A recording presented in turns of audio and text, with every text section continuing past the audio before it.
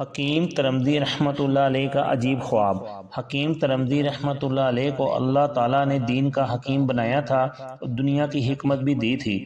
ترمز کے رہنے والے تھے۔ دریائے آمو کے بالکل کنارے پر ان کا مزار ہے۔ آپ اپنے وقت کے ایک بہت بڑے محدث بھی تھے اور طبیب بھی۔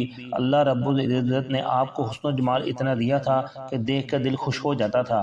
اس کے ساتھ ساتھ اللہ تعالیٰ نے آپ کو باطنی حسن و جمال بھی عطا کیا ہوا تھا۔ اللہ رب العزت نے ان کو اپنے علاقے میں قبولیت نامہ عطا کر رکھی تھی۔ آپ عین جوانی کے وقت ایک دن اپنے مطب میں بیٹھے ہوئے تھے کہ ایک عورت آئی۔ اس نے اپنا چہرہ کھول دیا۔ وہ بڑی حسین و جمیل تھی۔ کہنے لگی کہ میں آپ پر بہت فدا ہوں، بڑی مدت سے موقع کی تلاش میں تھی، آج تنہائی ملی ہے، آپ میری خواہش پوری کر دیں۔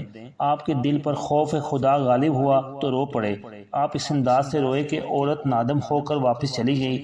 وقت گزر گیا اور آپ اس بات کو بھول گئے۔ جب آپ کے بال سفید ہو گئے اور کام بھی چھوڑ دیا تو ایک مرتبہ مصلے پر بیٹھے تھے، ایسے ہی آپ کے دل میں خیال آیا کہ فلاں وقت جوانی میں ایک عورت نے اپنی خواہش کا اظہار کیا تھا، اس وقت میں گناہ کر بھی لیتا تو آج میں توبہ کر لیتا۔ لیکن جیسے ہی دل میں یہ خیال گزرا تو رونے بیٹھ گئے۔ کہنے لگے اے رب کریم، جوانی میں تو یہ حالت تھی کہ میں گناہ کا نام سن کر اتنا رویا کہ میرے رونے سے وہ عورت نادم ہو کر چلی گئی تھی۔ اب میرے بال سفید ہو گئے تو کیا میرا دل سیاہ ہو گیا؟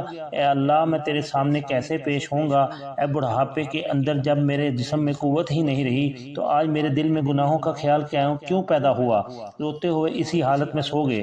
خواب میں رسول اللہ صلی اللہ علیہ وسلم کی زیارت نصیب ہوئی۔ پوچھا حکیم ترمذی، تو کیوں روتا ہے؟ عرض کیا میرے محبوب، جب جوانی کا وقت تھا تو شہوت کا دور تھا، جب قوت کا زمانہ تھا، جب اندھے پن کا وقت تھا، اس وقت تو خشیت کا یہ عالم تھا کہ گناہ کی بات سن کر میں اتنا رویا کہ وہ نادم ہو کر چلی گئی۔ لیکن اب جب بڑھاپا آیا ہے تو اللہ کے محبوب میرے بال سفید ہو گئے، لگتا ہے میرا دل اس قدر سیاہ ہو گیا ہے کہ میں سوچ رہا ہوں کہ میں اس عورت کی خواہش پوری کر لیتا اور بعد میں توبہ کر لیتا۔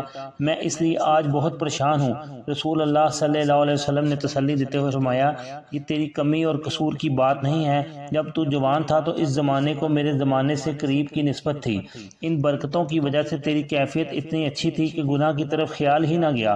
اب تیرا بڑھاپا آ گیا ہے تو میرے زمانے سے دوری ہو گئی ہے، اس لیے اب دل میں گناہ کا وسوسہ پیدا ہو گیا ہے۔